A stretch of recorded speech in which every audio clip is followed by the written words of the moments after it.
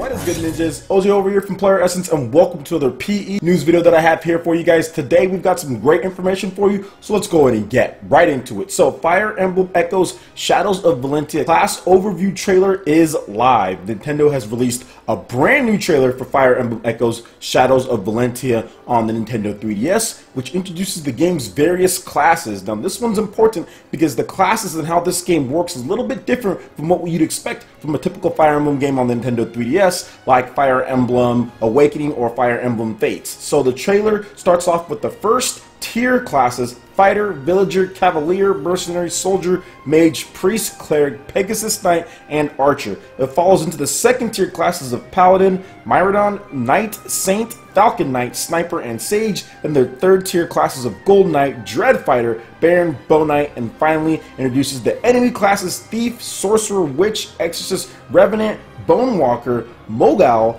Gargoyle, Hill Knight, and Draco Zombie. Does that not seem awesome based on all of those here? Now, you're not going to be seeing too much footage from the actual trailer just because Nintendo's kind of uptight when it comes to copyrights with the official trailers from the Japanese site, but the game is still looking awesome, and you can check out the trailer yourself in the description below if you want to see the full thing. Now, Fire Emblem Echoes Shadows of Valentia releases on the Nintendo 3DS on April 20th in Japan and on May 19th in North America and in Europe. So a good month in between the release, so expect new gameplay footage and content coming pretty soon here, since we're already April 11th at this point from the time that I'm recording this video. You guys are probably watching it April 12th though, but yes, pretty cool. This trailer looks amazing. Obviously, Fire Emblem Echoes Shadows of Valentia is a very different take on what we've seen from the previous Fire Emblem games on the Nintendo 3DS, and it's bringing back a lot of the stuff that people really liked, because it is, of course, that remake of the original Gaiden, but it does add so much different stuff that people have been wanting. I think it's a little bit more simpler without having the two versions that the last game had. On top of that, they're adding some interesting mechanics like dungeon crawling and actually having like a third person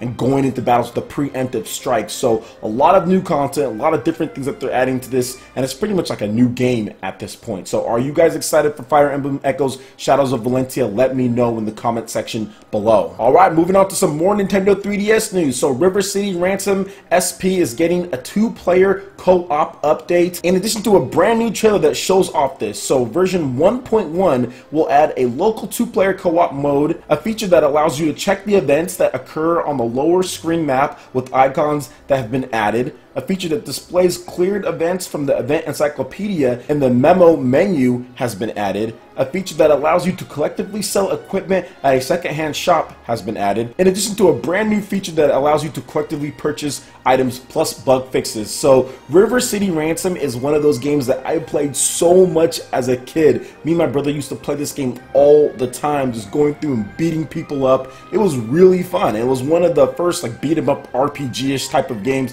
that I ever played. So I still have not played River City Ransom on the Nintendo 3DS, and I have not covered it that much on my channel here, but I'm definitely looking to get back into this. I wish I had someone to play it though. I'm not sure if there's online play. It just says local here. There might be, but let me know what you guys think about River City Ransom. How does it compare to the original? How do you guys feel about this game? Do you guys play this game at all? Do you like it? And how are these bug fixes and changes, if any of you guys have tested it out? Does it really add a new or interesting dynamic to the game? Let me know in the comment section below. Alright, and moving on to some more Fire Emblem news, but this time we're going the mobile route with Fire Emblem Heroes on Android and iOS. So version 1.2.0 is now available for you to pick up, and there's a lot of great updates added to this one. So the maximum stamina has been raised from 50 to 99, added features that allow you to swap the positions of heroes at the start of battle, adjusted the amount of XP gained in battle. Heroes with lower rarities and stars will receive more XP from battle. That is something that I'm so glad that they added, because that was one of the reasons why I kind of stopped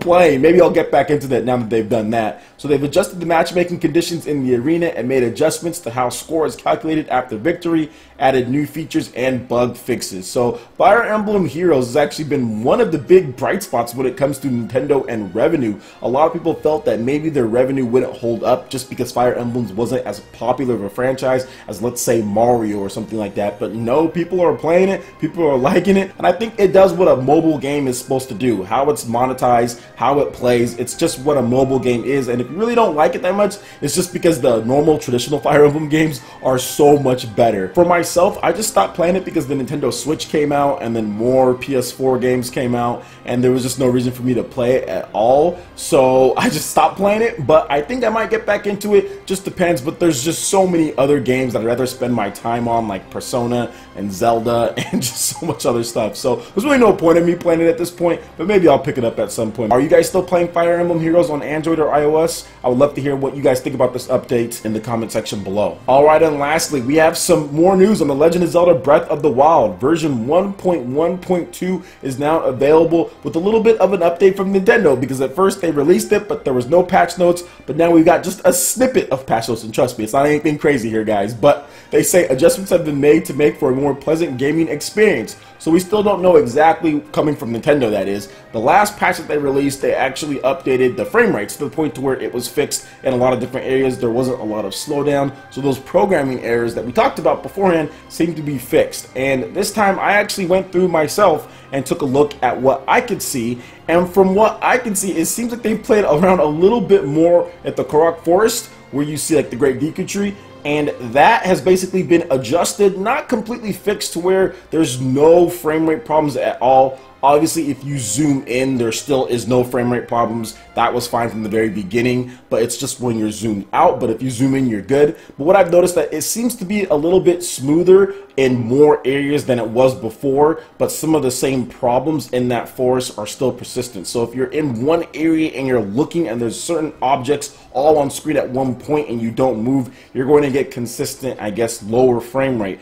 But as soon as you start moving and even looking around in different directions, those frame rate issues actually go away and it goes back to a normal. So it seems like it's been a little bit, so it seems like they steadied it up a little bit in that forest, so it's not as bad here and there, because when the game first released, it was pretty bad in multiple different parts, and then they released the patch, which it got a little bit better, but you can still see certain areas. But now it seems like they've shored things up just a little bit more. Now, I don't have any equipment or anything like Digital Foundry to exactly test before and after. I'm just going off of what I felt and how I tested it, and the footage that I did before, and the footage that I captured at this point. I also went back and tested all the beginning areas just to see if anything's been adjusted there. Everything works smoothly for the most part. There are some issues or some parts in the game, like if you're fighting one of the big moblins or something like that, that the frame rate will actually come to a crawl, or it'll actually freeze for just a second. Maybe they fixed some of that, but it's very rare. That's happened to me maybe 2 or 3 times, even on the first patch. And on the second patch, I think it happened one more time after that. It's a very rare occurrence. Some people might not even run into it at all, but it seems to me like it happens like when there's weather going on,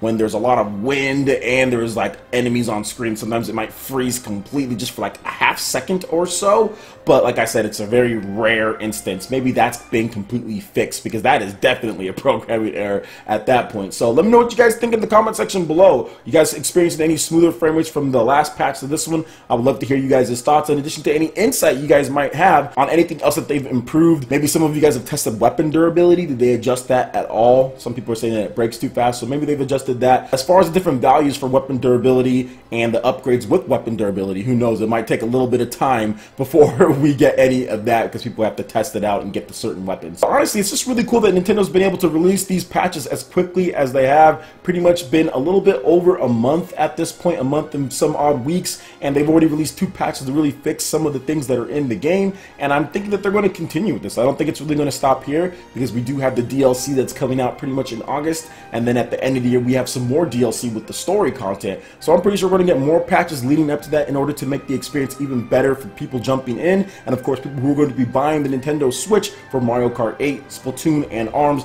They're probably going to be picking up Legend of Zelda as well if they haven't already got it at this point. So awesome all around. Alright guys, that wraps it up for this video here. Go ahead and hit that like button if you did like it. Let you know you guys want more content like this going forward in the future, and subscribe to PlayerEssence for the latest news, reviews, discussions, and more. Thank you so much for watching, and we'll catch you ninjas for the next video. Peace.